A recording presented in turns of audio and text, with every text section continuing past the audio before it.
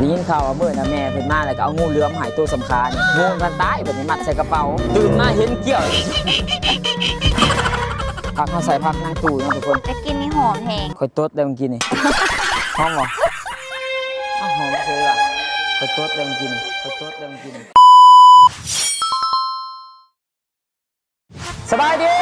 พ่อแม่พี่น้องทุกคนเนาะยินดีต้อนรับทานเข้าสู่รายการอุ๊กอังเอ้าเขาโคตรคือเก่าทุกคนคือมื้อนี่เฮาก็ยังว่าอุ๊กอังอยู่เวียงจันทน์คือเก่าเนาะอยู่นี่ก็สิเป็นอาทิตย์2 อาทิตย์อะไรทุกคนคือมื้อนี่เฮาก็เลาะถ่ายคลิปกับแต่ละคนนะ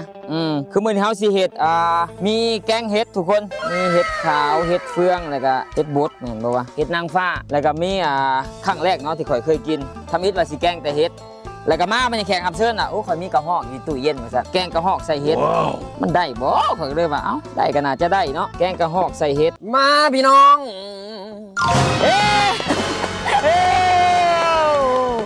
มาแบบคือสิเอิดแน่บ่เอิดแน่เนาะสบายดีFC กันน่าจะหูจักเนาะโอ้อยู่ลาวอยู่ไทยเนี่ยก็ถือว่าดังแห้งนะทุกคนอันนี้คอยหูจักก็เรานี่ก็ด้นแล้วเนาะแต่ข้าวนะพวก5 ปีที่แล้ว5 ปีบ่ตะกี้เคยไปแวะเฮือนเนาะไปแวะเฮือนแล้วก็ไปเฮ็ดนวัดกับพวกโซพน่านะเคยไปถ่ายคลิปเทื่อนึงแต่ด้นแหละตะกี้เพิ่นยังน้อยแต่ว่าเดือนนี้ก็ยังน้อยคือเก่าบ่ใหญ่ซ้ำมื้อเฮาสิมาเฮ็ดหยังก็ตัวแรกนะเฮาว่าสิเอางูโอ้โหแต่เฮาน่ะย่านเจ้านับถือพญานาคแล้วเป็นคำแก้วให้น่ะย่านเป็นไอทศพลก็เลยย่านกินงูบ่ได้เฮาก็เลยเอาเป็นกระหอกเพราะว่าเฮานี่น่ะจะกินแต่แบบสัตว์ป่างูแง้วแค่กระป๋อมคืออยู่ไทยนี่เขากินบ่ได้นะทุกคนแต่อยู่ลาวนี่ก็เรื่องปกติเด้อกินแบบสัตว์ป่านี่นะมื้อนี้ก็เลยจะมาพาไปเฮ็ดเมนูแกงเห็ดใส่กระหอกนะคือเคยเบิ่งคลิปนึงนะงูเหลือมนะเพิ่นเฮ็ดนะโตประมาณซ้ำเกือบขาพี่ใด5 โลแล้วก็แบกงูเหลือมแล้วก็ไปซอยแบบตุบปับฟันงูเหลือมตุบตับใครเคยเบิ่งคลิปกันน่ะจะเห็นเนาะทุกคนเดี๋ยวเฮาสิมาเป็นลูกมือเนาะทุกคนมื้อนี้มื้อนี้ให้เฮาเฮ็ดว่ะแม่นแล้วเจ้าต้องเฮ็ดเด้เจ้าเคยกินกระหอกบ่เคยกินกระหอกสุดท้ายเคยแต่แบบเคยอบแต่บ่เคยเอามาแบบแกงอีสานจักเทื่อแบบซีเนาะใส่มะพริกหลายบ่เอาเผ็ดบ่ใส่5 หน่วยด้านเห็ดกินเก่งเลยทุกคนเพราะว่าคลิปเพิ่นสุดท้ายก็มีแต่เห็ดกินเลยเห็ดกินแต่ว่าเห็ดตามฤดูสมมุติว่ามีกระป๋อมกะเห็ดกระป๋อมถ้าว่ามีตัวแลนก็เห็ดตัวแลนแต่มันเป็นแบบสัตว์ป่าเนาะทุกคนเนาะเราเห็นเพราะว่าเฮาอยู่ที่บ้านป่าเนาะส่วนหลายมันก็เลยหาง่ายกะเห็ดตามที่มีนี่กระหอกเรามายังเอามาแต่บ้านนี่ทุกคนอยู่แถวเวียงบ่ค่อยมีหรอกแม่ขึ้นมาแต่ละเทื่อจะเอาให้เทื่อละ10 ปลายโถเอามาไว้แบบแช่ไว้ตู้เย็นไว้กินได้ยินข่าวว่าเมื่อนะแม่เพิ่นมาแล้วก็เอางูเหลือมหายตัวสำคัญนี่งูมันตายแบบนี้มัดใส่กระเป๋าตื่นมาเห็นเกี่ยว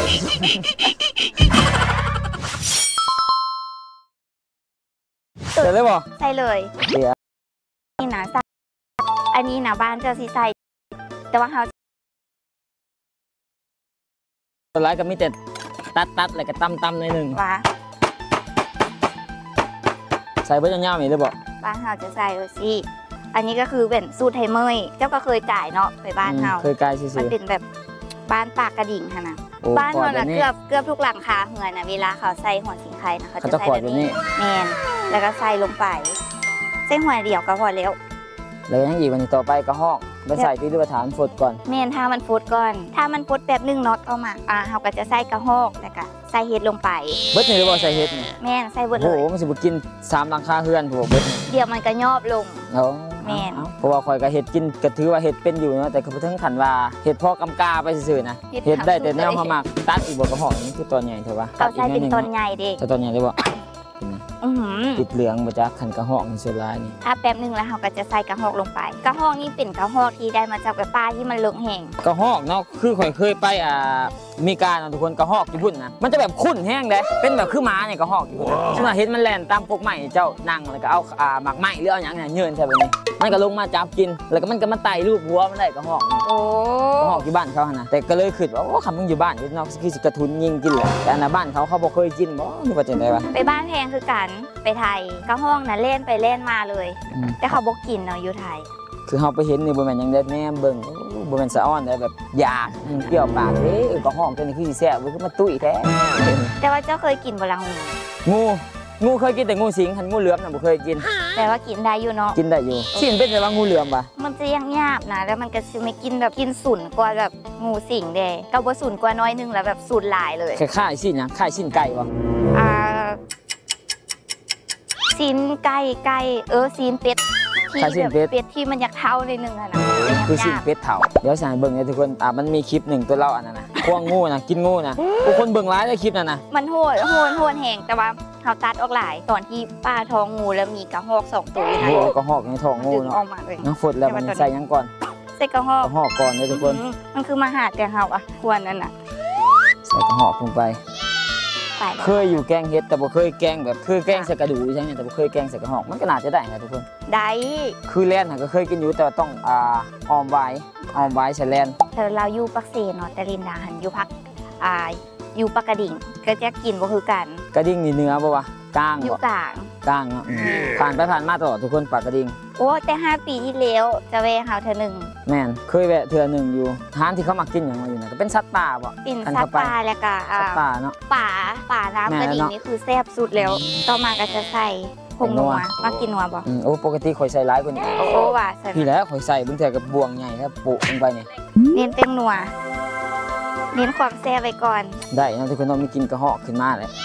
และต่อมาเนาะทุกคนเขาก็จะมาใส่ขนอเลยนะใส่บ่แมนใส่ไรบ่ผัดกันใส่โอเคใส่ลงไปเลยเพราะว่าเขาเพื่อปลาแดกอีกใส่เลยบ่ใส่เบิ้ลนี่บ่ What the fuck โอ้ใส่เดียวเท้าใส่ครึ่งนึงก่อนเพราะว่าเขาใส่อันนั้นไปหลายแล้วปลาแดกคนลาวนี่กินยังก็ต้องใส่ปลาแดกเบิร์ดเห็ดยังก็ใส่ปลาแดกเขาพัดยังใส่ปลาแดกบางคนนะกลัวเขาพัดผักบุ้งยังใส่ปลาแดกไปก่อนนะเขาไม่รีเห็นเขาเห็ดนะเขาเน้นปลาแดกอย่างเดียวนะตอนนี้ก็เริ่มมีกลิ่นอย่างว่านะทุกคนกลิ่นกระหอกมันจะต่างมันจะมีกลิ่นของมันโดยเฉพาะนะซัดแต่ซัดมันจะไม่กลิ่นของมันโดยเฉพาะแบบม้าเด้กินมาได้คันม้าไม่ได้กินโอ้เดี๋ยวจะกินม้าเลยหรอนี่ก็พูดคือกันเนาะผู้สาวกินมาบ่อยขอพากันเลยคนบริกินม้าเพราะฉะนั้นเขากินแต่เจียวมันเจียวกับเจียวตับยังกระตับมาเนี่ยกระสังกินม้าแล้วเนาะมันฟดอีกน้อยนึงแล้วเขาก็จะมาใส่เห็ดถามมันเปื่อยๆนิดนึงก็เนาะก็หอกนี่หยาบบ่วะหยาบถ้าว่ากระหอกที่แบบมันยำๆขนาดมันจะเป็นแบบมันจะอยู่ป่าเลิกแม่นบ่เกี่ยวกันบ่เกี่ยวเพราะว่าถ้าว่ามันอยู่บนเลิกนะมันบัวเท่าจะคนบัวเท่าจะตู่เดี๋ยวเขามันอยู่แถวบัวเลิกเขาไปยิงมันก่อนมันจะตายก่อนมันยำๆแสดงว่ามันอยู่เลิกมันเถาแล้วบัวมีไผ่เอามันถึงแสดงว่าข่อยนี่เริ่มเถาเริ่มอยู่เลิกแล้วนี่บ่นี่เนาะคันอยู่แถวอ้อมแอมเวียงจันทร์นี่ก็น่าจะเรียบร้อยก่อนแหละนี่ไปอยู่เลิกเนี่ยก็เลยแบบเริ่มเถามาเนี่ยเลยตายคือเท่าแล้วไปอยู่ค่ะก็ผูตัวแม่วันนี้ห้ำมันเลยนี่เนาะผู้ใครห้ำน่าจะตะผูก็หอกผูเขาก็ลืมเบิ่งตอนนั้นปะตอนนี้ก็กำลังสิฟดนะทุกคนเนาะใส่ยังต่อว่าเป็นเห็ดแมนต่อแปลกอะใส่เห็ดใส่ได้บ่ใส่เลยตกลงเขาเห็ดวันนี้เขาเห็ดใช่เนาะเบิร์ดนี่เลยบ่ใส่เบิร์ดเลยโอ้โหแล้วมันย่านดีย่านอันนี้มันฝงใส่ตอนแรกเพื่อนบอกว่ามาให้เขาเป็นคนเฮ็ดให้แต่หลังๆนี้เพื่อนเฮ็ดเองหมดเลยนี่ใส่มันก็ใบลายเลยทุกคนมันก็หยบลงไปเขาไปตลาดก็ไปจักซื้อยังเห็นแต่หน่อไม้กับเห็ดก็เลยบอกไปจักซื้อยังเอาเห็ดซะว่าแกงเห็ดถ่ายกับสองพ่อเมียนะสิขากันนะถ่ายกันไปทางมาสิตีกันพิษกันเลยก็บอกยึดไปก่อนมันสิตีกันโหดตอนนี้เขาต้องถามมันทุกนะทุกคนประมาณ15 นาทีคุณเละ15 นาทีเดี๋ยวเขาสิตัดไปตอน15 นาทีเลยนะโอเคตอนนี้ก็โอเคแล้วเรียบร้อยนะทุกคนเนาะขั้นตอนสุดท้ายก็คือการใส่ผักลงไปผักเขาใส่ผักนางตู่นะทุกคนจะกินนี่หอมแห้งค่อยต๊ดเลยเมื่อกี้นี่หอมเหรอหอมเชื่อค่อยต๊ดเลยเมื่อกี้นี่ค่อยต๊ดเลยเมื่อกี้นี่เขาจะมาใส่ผักลงไปเลยมันก็น่ากินเลยทุกคนใส่ผักลงไปนี่แบบเป็นตาแซ่บเลยนะมันนี่แล้วต่อมาก็จะใส่มะเขือลงไปใส่บ่ใส่ม้าเลยบ่อันนี้คือเลี้ยวเลยได้นี่แบบบ่แต่ว่าขั้นตอนสุดท้ายเนาะเขาจะใส่ปลาแดกตื่นปลาแดกอีกน้อยหนึ่งเนาะใส่เบิร์ดปองนี่เลยปลาแดกเขาเบิร์ดได้นี่เบิร์ดได้อีพีนี่เบิร์ดไปเห็ดอีพีต่อไว้นี่ปลาแดกเบิร์ดเลยปลาแดกเบิร์ดอีพีนี้ตายซีเมืองมันเสียเงินนี่ใช้แล้วมาซื้อมานี่ปลาแดกแม่ยังอันนี้ โอ้เป็นสปอนเซอร์ให้ไปเด้อมันเบิดเลยนี่ เขาจะมาซีม ยังจะลืมนะลืมขับแอลนะฮะ ลืมครับเอง ซีมันต้องขับแอลบริษัทปฏิแม่นนะต้องเป็นอย่างนั้น โอ้ แซ่บเลยทุกคนจะพักอีตู่เข้าไปแล้วมันจะเป็นแบบ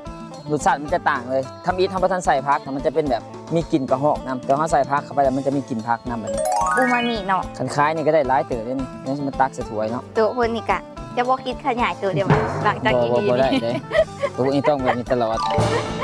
หัวกระหอกว่ะชื่อเราไปเปิดชื่อแต่ห้านคล้ายข้าวเปียกนะแล้วก็ยังมีตอนหัวกระหอกไปเห็ดใส่ข้าวเปียกไว้นี่นะได้อยู่มาซีเบิ่งจัก2-3 บาทบวงเขามีบ่วะฮะบ่วะ มีแต่อันนี้มา ซี ใช่ มกันเลยบัดนี้มาตามาเขามาซีมเนาะบัดนี้หอดเวลาซีมแล้วบัดนี้ กินบอกกระหอก กระหอกเห็นบัดนี้นี่ กระหอกปัญญา ตาหมูสิงเจ้ายังกิน ซีมเบิ้งแซ่บ เดี๋ยวจะมาซีมเหมือนกันทุกคนเนาะ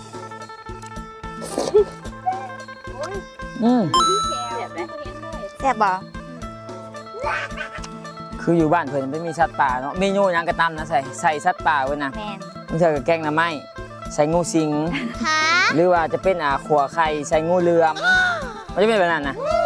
ลักๆก็คือต้องสัตว์ป่าอยู่บ้านเราอยู่นะ แซ่บบ่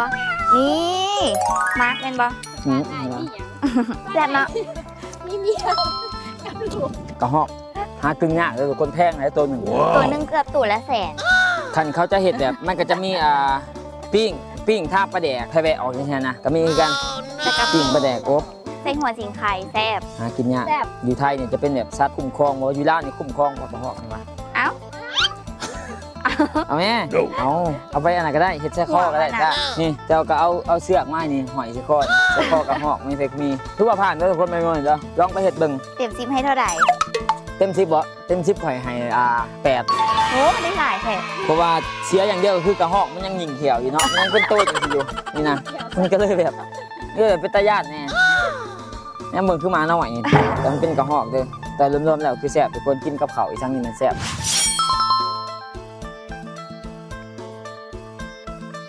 อีพีเนี่ยก็สิจบเพียงแค่นี้นะทุกคนเนาะฝากติดตามน้องลินดาเด้อชื่อซ่องเขา ชื่อซองลินดาสาวจากลาวเด้อ ลินดาสาวจากลาวเนาะก็เฮ็ดคลิปสไตล์แบบวอล์กใส่ชีวิตประจำวันนี่แหละทุกคนโอ้คนติดตามหลายมวนๆทุกคนยอดวิวโคตรหลายเลยแหละคลิปนี้เขาก็สิจบเพียงเท่านี้เด้อทุกคนเด้อก็ขอบใจน้องลินดาหลายเด้อที่มาร่วมเข้ารายการอุ๊กอ่างอ้าวเขาเนาะอีพีหน้าเจอกันทุกคนต้องมาติดตามนะว่าเขาสิไปถ่ายกับผู้ใดและเขาเสร็จยังกินสามารถทุกคนคอมเมนต์ไว้ได้อยากเห็นเฮ็ดคลิปยังก็สามารถคอมเมนต์ไว้ได้เอาเป็นว่าอีพีนี้จบเพียงเท่านี้เด้อทุกคนเด้อนี่ตาก็ยังสดอยู่เอาบ๊ายบายทุกคน